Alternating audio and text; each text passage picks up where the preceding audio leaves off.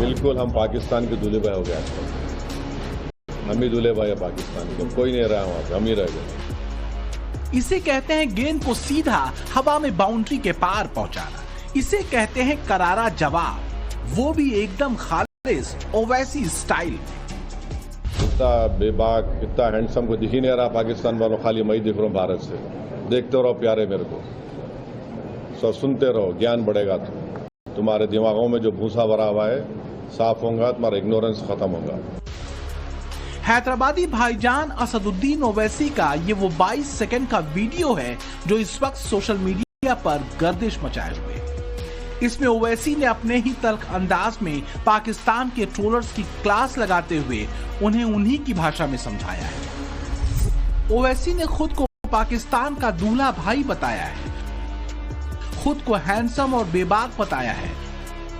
पाकिस्तान के दिमाग में कैसे भूसा भरा है इसका भी पूरा सार समझाया है। बिल्कुल हम पाकिस्तान के दूल्हे भाई हो गए आजकल। हम ही दूल्हे भाई है पाकिस्तान के, कोई नहीं रहा वहां पे, हम ही रह गए। इतना बेबाक, इतना हैंडसम को दिख ही नहीं रहा पाकिस्तान वालों, खाली मैं ही दिख रहा हूँ भारत से। देखते रहो प्यारे मेरे को, सब सुनते रहो, ज्ञान बढ़ेगा। तुम्हारे दिमागों में जो भूसा भरा हुआ है साफ होगा, तुम्हारा इग्नोरेंस खत्म होगा। पहलगाम हमले के बाद हैदराबादी भाईजान ओवैसी ने अपने बयानों से पूरे देश का ध्यान खींचा है। ओवैसी हर कदम पर सरकार के साथ खड़े नजर आ रहे हैं और पाकिस्तान के खिलाफ भी सबसे मुखर होकर उसकी बैंड बजा रहे हैं। पाकिस्तान ने हालिया जंग को लेकर जब जब मजहबी लकीर खींचने की कोशिश की, ओवैसी ने तुरंत अपने तल्ख जवाबों से पाकिस्तान की लंका लगाई है। इसलिए पाकिस्तान में सबसे ज्यादा ओवैसी ट्रोलर्स के निशाने पर है। यही कारण है कि पाकिस्तान के ट्रोलर्स को लेकर जब ओवैसी से सवाल किया गया तो उन्होंने खुद को पाकिस्तान का दूल्हा भाई कहकर वापस से इस बेगैरत मुल्क के मजे लिए और पाकिस्तान की प्रोपेगेंडा फैक्ट्री के मुंह पर एक जोरदार तमाचा जड़ दिया।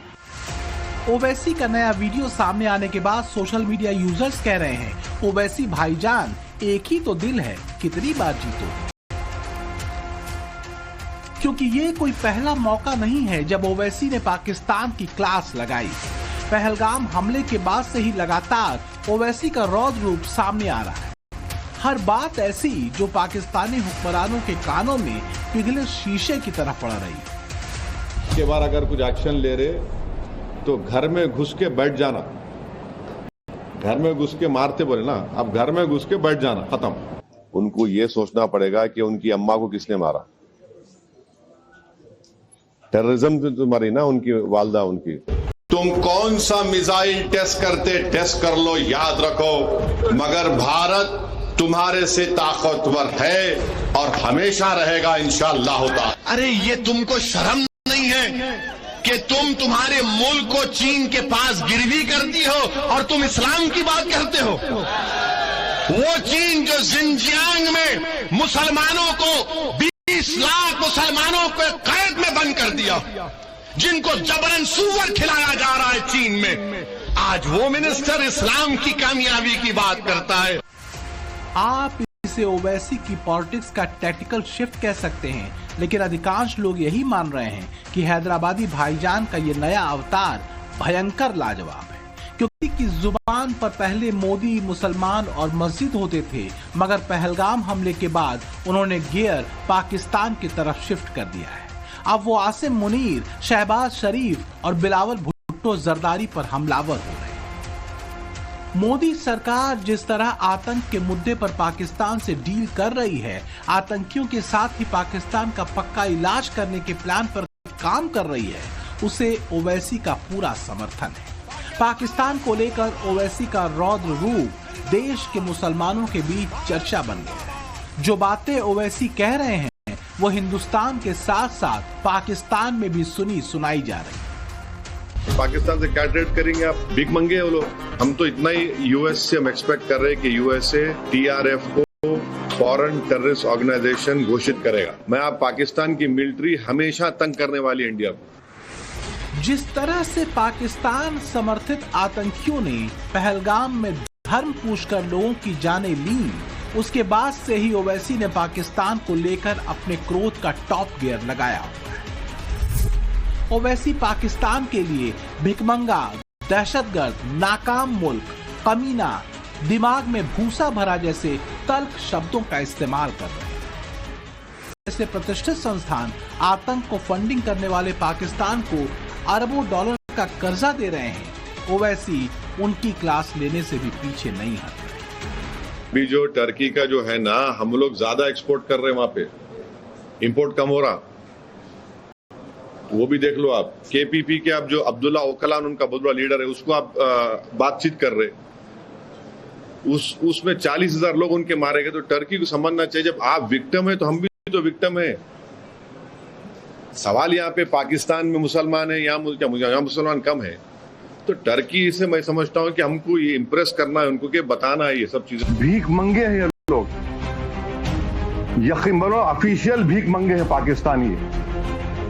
IMF से लोन ले रहे जाके $1 बिलियन का। आप 75 साल से आपने क्या किया? किसने आपको मजबूर किया IMF का लोन लेने के लिए? और अफसोस की बात यह है कि IMF का लोन ले रहे हैं और ये ये इंटरनेशनल मॉनेटरी फंड नहीं है, इंटरनेशनल मिलिटेंट फंड दे रहे हैं पाकिस्तान को।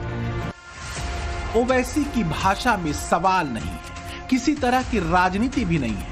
अगर कुछ है तो वो है राष्ट्रवाद की भावना। ओवैसी इस वक्त सोशल मीडिया के हीरो बने हुए हैं। यही कारण है कि मोदी ने पाकिस्तान के खिलाफ सर्वदलीय सांसदों के डेलीगेशन की जो टीम इंडिया बनाई है, उसके अहम प्लेयर हैदराबादी भाईजान असदुद्दीन ओवैसी भी है। ओवैसी भारत में मुस्लिम समुदाय के एक प्रमुख नेता हैं। उन्हें डेलीगेशन में शामिल करके भारत सरकार ने यह संदेश दिया है कि वह आतंकवाद के खिलाफ लड़ाई में सभी समुदायों को साथ लेकर चल रही है। ओवैसी की मौजूदगी से मुस्लिम देशों में भारत की बात को अधिक गंभीरता से सुना जाएगा। पाकिस्तान को एक्सपोज करने के लिए ओवैसी को सऊदी अरब, कुवैत, बहरीन और अल्जीरिया भेजा जा रहा है, जिसे लेकर ओवैसी खासे उत्साहित भी है। असल में पहलगाम अटैक के बाद ओवैसी अपने राजनीतिक करियर में शायद पहली बार मोदी सरकार का इतना खुलकर सपोर्ट कर रहे हैं। वो पाकिस्तान को बेशर्म और असफल देश बता रहे हैं, सेना के शौर्य को सजदा कर रहे हैं। लेकिन अब जरा 6 साल पीछे चलिए और पुलवामा याद कीजिए। ओवैसी तब भी हमलावर थे, मगर पाकिस्तान पर नहीं, मोदी सरकार पर। ओवैसी ने तब पूछा था कि भारी मात्रा में RDX आया तो मोदी क्या कर रहे थे। ओवैसी ने रक्षा मंत्री राजनाथ सिंह से भी सेलफोन पर सवाल किए थे। तो यहाँ मुद्दा ये भी है कि पुलवामा से पहलगाम तक आते आते क्या AIMIM पार्टी के चीफ असदुद्दीन ओवैसी का हृदय परिवर्तन हो गया है, या फिर इसके पीछे कोई चुनावी रणनीति है। राजनीति के जानकारों की माने तो मुस्लिम बहुल क्षेत्रों से चुनाव लड़ने के इच्छुक रहे ओवैसी ने अब अपने पांव हिंदी बेल्ट में फैलाने शुरू कर दिए। वो उम्मीदवार भी गैर मुस्लिमों से देने लगे हैं।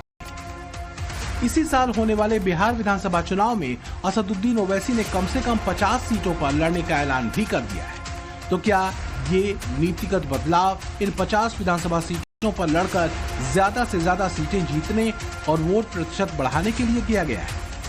तो पाकिस्तान ने अब जो नया हमला किया उसका नाम उन्होंने रखा है कि बुनियानन मरसूसन, माने ये कुरान शरीफ की असफ सूरत की आयत नंबर 4 है, जिसमें अल्लाह ये कह रहा है कि तुम अल्लाह से मोहब्बत करते तो एक सीसा पीला ही दीवार की तरह खड़े हो जाओ। मगर इतने झूठे हैं ये पाकिस्तान की आर्मी, उनका एस्टेब्लिशमेंट। अगर आप उसी सूरे में देखेंगे तो उस सूरे की आयत नंबर 2 में अल्लाह फरमा रहा है कि तुम क्यों ऐसी बात कहते हो जो करते नहीं हो। इसके बाद ये आयत आ रही है। तो इतने झूठे हैं कि कुरान को भी, आयत को भी उसका पूरा मकसद हासिल नहीं करना चाहते। अब इसे हृदय परिवर्तन कह लें या चुनावी रणनीति, लेकिन प्रधानमंत्री मोदी पर हमलावर रहे ओवैसी ने पहलगाम अटैक के समर्थन में कसीदे भी गढ़े। राजनीति के जानकारों की माने तो पुलवामा से लेकर पहलगाम की घटना के बाद तक ओवैसी में आया बदलाव कितना दिल से है, ये तो वही जानते हैं। पर राजनीतिक चश्मों से देखा जाए तो ये मौजूदा राजनीति की जरूरत है। देश में इस वक्त जो माहौल है उसमें मुल्क के अधिकांश मुसलमानों में पाकिस्तान को लेकर गुस्सा है। वो सरकार और हिंदुस्तानी सेना के फेवर में है। इस वक्त देश में राष्ट्र प्रेम की गंगा बह रही है और उसी बहती गंगा के साथ ओवैसी सबसे पहले खड़े नजर आए। जाहिर है बाकी दलों से वो आगे निकल चुके हैं। जिस तरह से बीते कुछ चुनावों में ओवैसी की पार्टी का प्रदर्शन रहा है, उसे देखते हुए ओवैसी यह भी समझ चुके हैं कि देश या बिहार की राजनीति में केवल मुस्लिम वोट की बदौलत बड़ी कामयाबी नहीं मिल सकती। और जो ताकतें इस मुल्क में दहशतगर्दी के जरिए मासूम लोगों को कत्ल कर रहे हैं, अल्लाह उन दहशतगर्दों का खात्मा कर दे।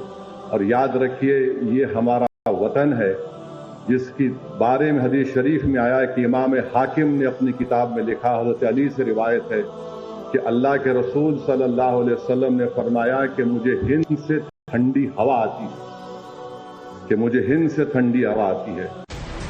ओवैसी की पार्टी पर बीजेपी की बी टीम होने के आरोप भी लगते हैं। ऐसे में खास वक्त अपनी बदली हुई रणनीति के तहत इस आरोप के खिलाफ खड़े होने का भी है। पहलगाम हमले के बाद से ही ओवैसी बार बार लगातार पाकिस्तान को खरी खोटी सुनाकर और हिंदुस्तान की सेना जिंदाबाद का नारा लगाकर इसमें लीड ले चुके हैं। इसलिए सिर्फ मुस्लिमों की राजनीति करने वाले ये चेहरा आज देश का चहेता चेहरा और Pakistan in association with DBS Global